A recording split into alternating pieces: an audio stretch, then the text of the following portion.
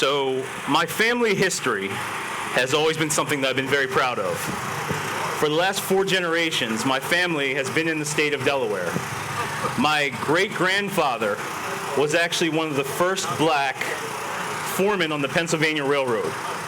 His son, my grandfather, was a graduate of Howard University, a graduate of University of Pennsylvania. He served the U.S. Army, and he became the first black middle school principal in the state of Delaware. His son, my father, received a full scholarship to Harvard University. He then went on to serve on Pete DuPont's cabinet as his HR director, and he then went to be one of the leaders in human resources at Wilmington Trust.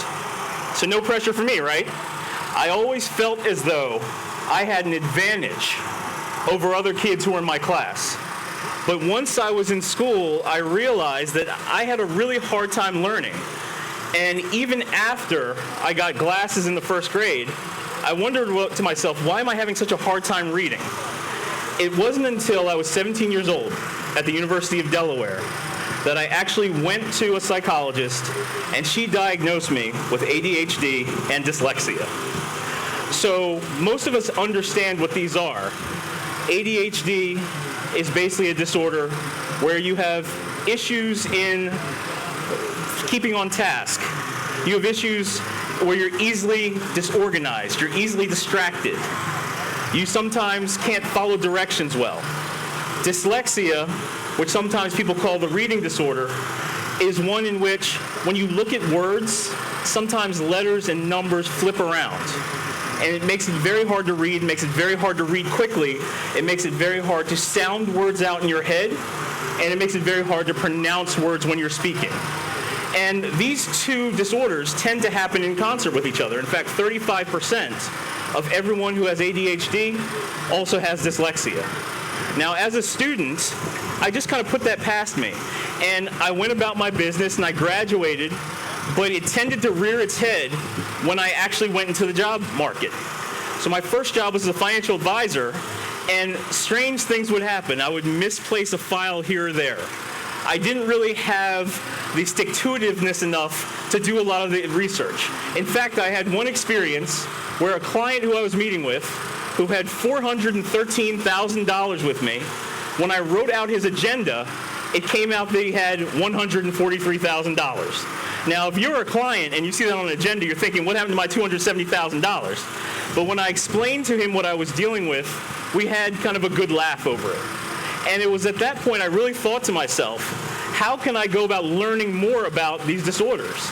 And when I did my research, I found a lot of people who ended up being very successful were dealing with these different challenges. For example, let's take dyslexia.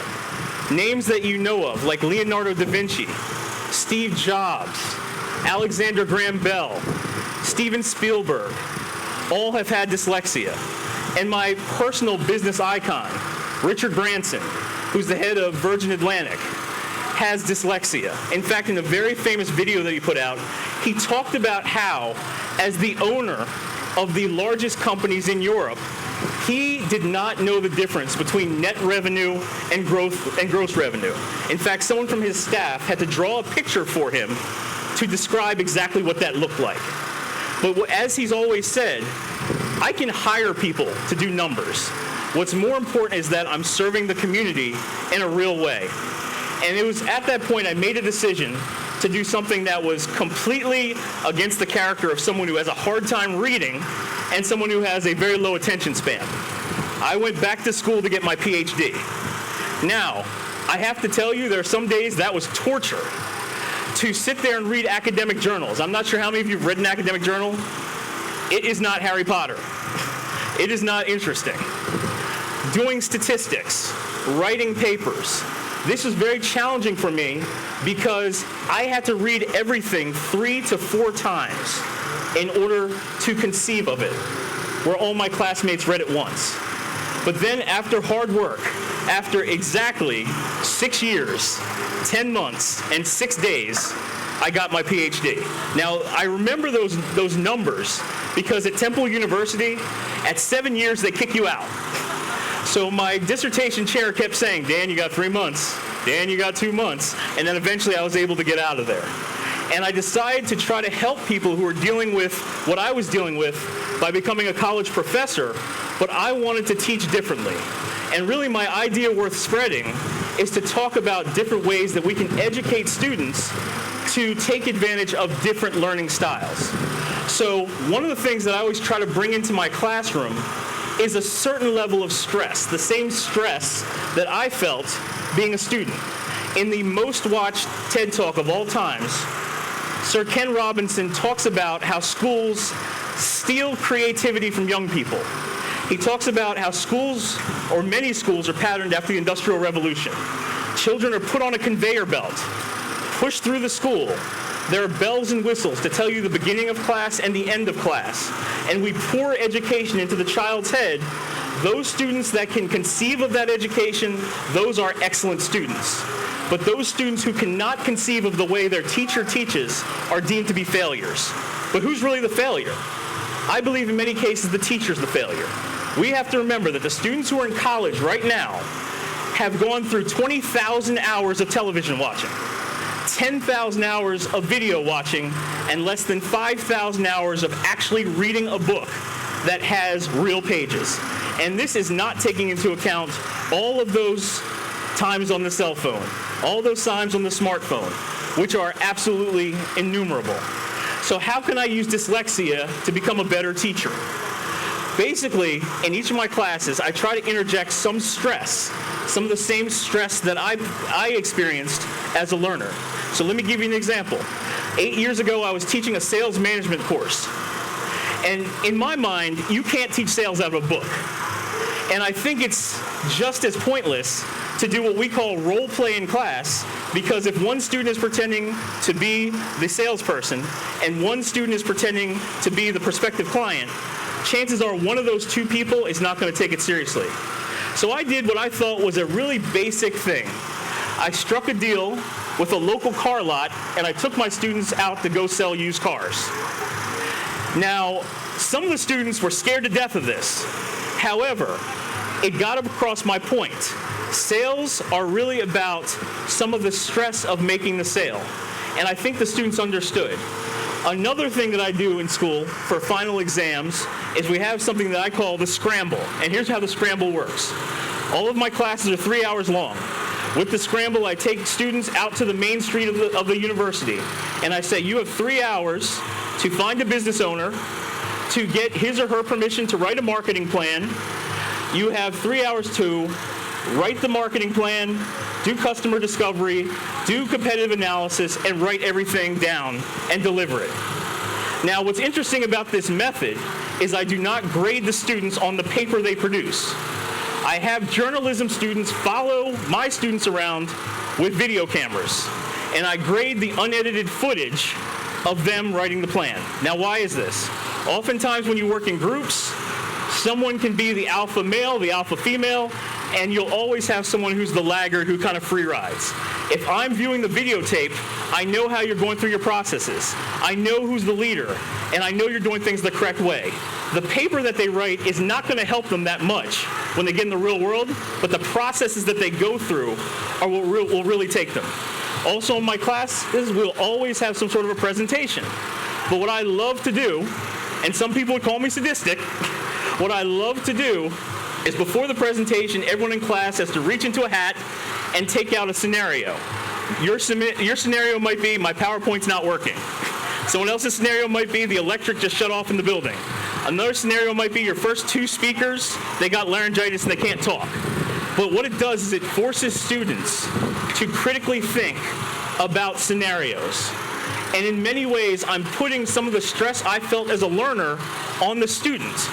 And in that way, they're able to think critically and they're able to solve problems, which is what students want us to do. Now, when I learned about having dyslexia, there were a couple things that worked for me that I try to bring into the classroom. For example, every day, someone will have a homework assignment. It's usually to read chapter 1. But along with reading chapter 1, I videotape myself going over the chapter. So instead of doing the lecture in class, I do the lecture on video. We call this a flipped classroom. That way, depending on which learner you are, you can either read the chapter, you can watch my video, or you can do both. And that way I tap into different learning styles. Another thing that I learned when I was going through my process is that color coding things helps. So for example, if I was writing out notes on topic A, topic B, and topic C, I put everything on topic A on white paper, everything on topic B on blue paper, and everything from topic C on red paper. And for students, when I give someone a handout, maybe all the core concepts are on the white paper. Maybe all the ancillary concepts and web links that can help them are on the blue paper. And maybe on the red paper is some tips for them about their own personal development, whether that's getting a job or being in a career fair or what have you. So that way they easily know by the color exactly which concept it is. And so I'm trying to take care of all students, but make sure those who have learning disabilities are also taken care of. The interesting thing is, the latest thing that I've done in response to my own learning disabilities is this TEDxSeaford talk. This may surprise some, but probably won't surprise most of my friends, but I only started to conceive of the talk I'm giving to you right now 18 hours ago. And there's a very basic reason for that. Because of my ADHD, I just didn't put together the time to write anything else out beforehand. And because of my dyslexia, even if I wrote out a script, I'd never be able to follow it. So I use some really basic tools to help me remember things. There's a great author by the name of Craig Wortman. He wrote a book called What's Your Story? And in What's Your Story, he talks about the fact that there are 4 basic stories people use to story sell. You have stories of failure, which are stories that endear you to the audience, that makes it seem as though you've learned something. There are stories of legends that talk about what great people have done in the past. There are stories of success that talks about overcoming obstacles and triumphing. And there are stories of fun, which are very simply just funny that you laugh at. So without knowing it, I have given you all these stories today. I told you about the story of failure with me as a financial advisor. I told you a story about legends when I talked about Richard Branson. I told you stories about success, about being in a Ph.D. program and overcoming my learning disabilities. And I told you stories about fun because hopefully you're thinking about a bunch of college students selling cars and running up and down Main Street with a camera crew following them. And so every single person who has a disability is their own type of superhero because we see the world in a completely different way than everyone else. And in seeing the world in that way, we're able to take disparate pieces of information and weave them together into a tapestry that makes sense for us and changes the world. But as with every superhero, we have our own kryptonite. And my kryptonite is very simple. Every night I go home to 4 children, ages 9, 7, 4, and 2. And believe it or not, one of the scarier things in my day is when my children ask me to read them their bedtime story. If it's a story I've never read. Because as a dyslexic, we have problems with words like and, the, cat, hat. And these are words I trip over all the time when I'm reading. The ultimate irony in life is to be a college professor with a Ph.D. and your daughter reads Dr. Seuss better than you do. So one of the things I want you to keep in mind is, first of all, I had high expectations growing up. And high expectations beat any learning disability in the world. So have expectations for people. And secondly, in the College of Business, we always talk about playing to your strengths. I would say take a look at your weaknesses. I looked at my weaknesses and I thought to myself, how can I overcome this? And those weaknesses created other opportunities for being a better professor and taking care of my students. So have the highest of expectations. Look at your weaknesses and see how can I use this as a way to be more creative and more successful. Thank you very much.